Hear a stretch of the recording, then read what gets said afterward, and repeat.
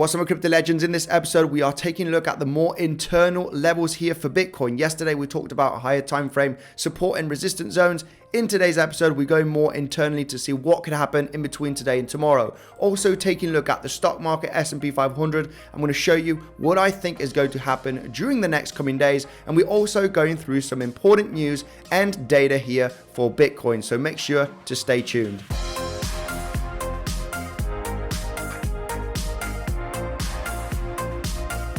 Hi there, Andy here. Welcome back to another episode, guys. Now, if you did not check yesterday's video, which we talked about higher time frame levels for possible swing trades, check it out here on this video on top of my head. And we are going to dive in right away what is happening internally, because yes, higher time frame levels, we could be waiting for days, even weeks for those zones to be hit. However, what is most importantly happening inside of this trading zone, as we did create the yearly high here on the 9th of November and this low right over here. We're forming a kind of a triangle scenario here where we are possibly going to be trading here for the next coming days. Now, I'm going to let you know what is the strongest support level internally here, just taking a look at the fixed volume profile from this trading zone created since we formed that yearly high. So we have a zone right over here and a zone right over here, as you can see on the chart. Now, the point of control from this zone is sitting round about $36,400. This is a very interesting scenario. If the price were to come all the way down there potentially in the coming hours in between today and tomorrow, I'm expecting the zone to hold as support. And the main reason why is because we are in a major uptrend, creating higher lows consistently here for the last few weeks. So why not create another higher low at one of the strongest levels of support that we have, which is basically that value area low and the point of control of this trading zone. Of course, it is going to be very complex to actually realize if that level is going to hold or not, because we could be diving through that zone and have a breakout and go to that liquidity zone of $34,000 potentially. So we need to be very careful. We want to check the reaction to see if this level is going to hold. I will be not catching any falling knives. I want to see that zone getting a reaction to take a possible trading decision, because I think it is actually going to bounce and have an attempt and creating finally new yearly highs. We're possibly going to create another lower high at this zone, at the value area high, and then come back down. But overall, I would be expecting the 38,000 to be hit. I will be very defensive with my trading decisions. If you want those updates here internally on what I am looking for here, this is resistance, this is support, how I'm looking to manage my risk and get into those trading setups, you do have the Legends trading community. Here's where I post every single day what I am looking very carefully on the lower time frames to take those decisions. Now, there's still a few days to get that 10-day trial here on the Legends community. You have the first link in the description. As soon as you click there, this will take you to this page. You just need to follow the steps. It is basically signing up to my favorite exchanges, which is Bybit and MEXC, with the link in the description, where you do get an insane bonus. $30,000 on Bybit, $20,000 on MEXC, guys. Take advantage of the bonus and join the Legends community, that 10-day trial, so you can see what is happening more internally. So based on this scenario, guys, yes, we are hitting a little bit of resistance right now. I don't think this is going to successfully break through to $38,000. We are facing here the value area high of this trading zone, 7.8 Fibonacci from this pivot high to the pivot low. Okay, 7.8 Fibonacci, getting that reaction, as you can see, very likely to get that pullback in my opinion. However, what happens if we get a small pullback and we actually rocket from this zone? Well, if you haven't checked out yesterday's video, we have some major levels here to be ready for. If we do get the pullback here, well, we got the point of control value area low. I'm expecting a reaction to continue this uptrend, as you can see, keeping it in a nutshell. Really simple, guys. No much indicator here on the chart, just pure price action, waiting for reactions and understanding the market structure.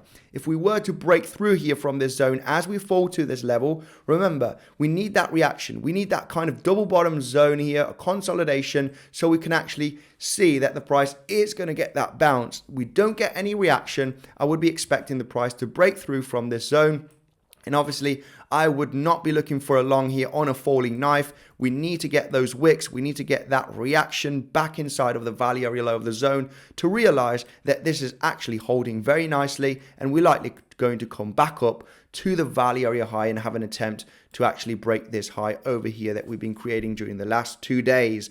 Not much more here, just really simple to understand price action, value areas, point of control. This is a huge zone of support sitting in between 36,100 and 36,400 range, where I do expect the price to maybe get a bit of volatility, but overall after that volatility, we are ready. Now, if the price does come back down here to the point of control of the range, we have a Bitcoin CME gap, which was created during the weekend. That is sitting at $36,570 approximately. I would expect that gap to be filled. I'm not much of a gap guy. We still have a massive gap here still created on the 30th of October that was not filled. So if you are waiting for a gap to be filled, we'll basically hear the price pumped over $4,000, okay, if you were waiting for that gap to be filled. So gaps are really not much for me, in my opinion. However, if it is filled, it is just sitting at that massive level of confluence of the point of control where we could be expecting a possible reaction, consolidation, and a bounce, okay?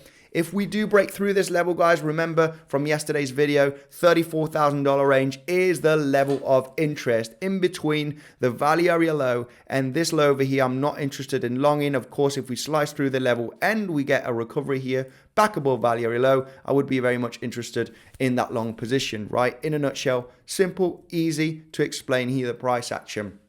Diving into the S&P 500, guys, stock market. For me, it was pretty clear. I talked about this a few days ago. This is a massive sign of strength. Stock market S&P 500 did manage to break above that level of resistance that we were getting a reaction. I was saying, you know, unless we do hit this level and get rejected very clearly back beneath the level, I would say that this is obviously bearish. However, on that attempt that we did have here on the 14th, 13th of November, we smashed through the level. This is clearly a sign of strength, breaking here the multi-monthly downtrend structure that we did have here during August, September, and October. We broke the last lower high, which is this one right over here.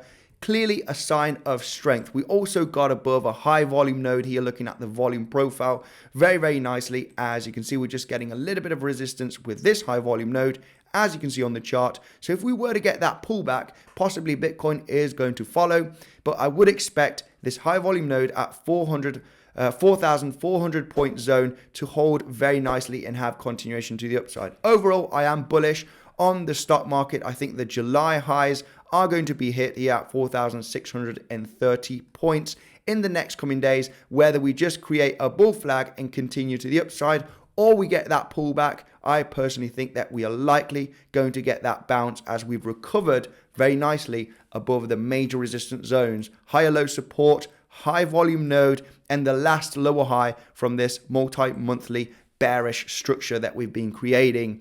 Not much more to say here on the stock market. I am bullish for the next coming weeks. I think possibly in a few days we could get a little bit of a pullback, and maybe that is based on the FOMC minutes. We do have the FOMC minutes tomorrow, guys, depending on what they say. We are going to get a bit of volatility up and down. I really do not trade the news. For me, this is a non-event. I'm just going to be waiting patiently to see what they see and how the market reacts, and then take decisions accordingly after that. And diving in straight into some good news, Javier Milei wins Argentine presidency. Bitcoin gains nearly 3%. Not sure it was because of this actual news that Bitcoin pumped 3%, but overall this is great news. He is a pro-Bitcoin guy and he's becoming the president of Argentina. This is great for mass adoption, guys. We do have also President Nayib Bukele. He was the first Bitcoin president. Now we do have Javier Milei and many to follow in the coming years. He actually clears Team Bitcoin El Salvador to visit Javier Milei's Argentina. They'll be probably talking about Bitcoin and crypto, right? So overall, very good news to see this guy who is going to be the president. He is a pro-Bitcoin, and this is really good for adoption in the long term. Short term, yeah, we're going to get those pullbacks, of course, guys, but overall, really good news for adoption. Interesting chart here, Bitcoin cycle bottom to cycle top, and we are here right now just a few months before the halving. We can see here the price action from the bull run in between 2016 and 2017, also the one back in 2020 and 2021, blue 2017, red 2021, after the halving, entering into that massive bull run. We are just months away. We can see here a little bit of pullbacks back in the red here. We can see that this was back in 2020. In the blue, we do have 2016. It was quite bullish in 2016 entering into the halving. So we got 2016 being bullish before the halving, and in the red here we have 2020, which was actually bearish, but this is because we had the black swan event. We got a pretty decent pullback, and then obviously pumping into the halving. And after the halving, guys, you can see it here, you know, the last two cycles, less supply, less Bitcoin mined, and also we can see adoption is growing massively. So the future of Bitcoin is looking extremely good. We only have a few months away from the halving. This does look pretty good, guys. It looks like that we will be entering into that bull run, okay, in between 2024 and 2025. Not much more has to be said, guys. Just a quick overview here. Big CEOs are bullish on BlackRock Bitcoin ETF approval. We do have the ETF deadline in January, which are likely going to be approved. January of 2024, just a few months before the halving. We can see the supply shrinking, ETFs being approved. Everything points out that we should be having a great bull run in the coming years, guys. Not much more to be said. Thank you, and I'll see you in the next one.